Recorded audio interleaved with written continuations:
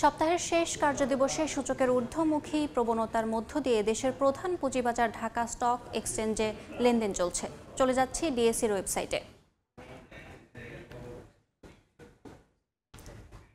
আজকের আমরা দেখতে পাচ্ছি যে গতকালও ঊর্ধ্বমুখী প্রবণতা ছিল এবং আজকেও ডিএসইর ওয়েবসাইটে আমাদের প্রধান সূচক এবং সরিয়া সূচক এবং বাছাইকৃত সূচক ঊর্ধ্বমুখী প্রবণতায় চলছে সবকটি সূচক।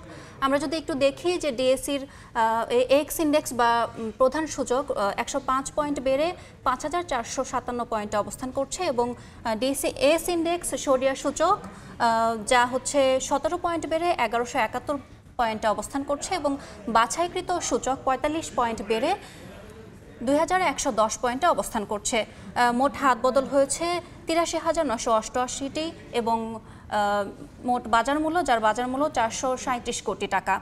আমরা দেখতে পাচ্ছি টোটাল কোম্পানি লেনদেন করেছে 236টি এবং শেয়ারের দাম বেড়েছে এবং 76টি শেয়ারের দাম কমেছে এবং 76টি প্রতিষ্ঠানের দাম কমেছে এবং অপরিবর্তিত রয়েছে 76টি প্রতিষ্ঠান।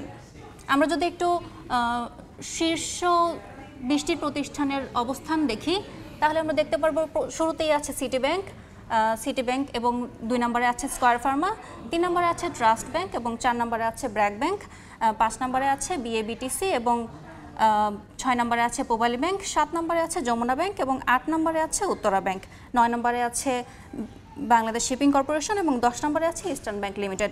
আমরা যদি একটু দেখি 10টির মধ্যে শীর্ষ 20-এর মধ্যে ব্যাংকিং প্রতিষ্ঠানের আধিক্য অনেক বেশি এবং সিটি ব্যাংকের অবস্থান 1 নম্বরে রয়েছে। এই ছিল ডিএসইর ওয়েবসাইট থেকে আমার কাছে সর্বশেষ।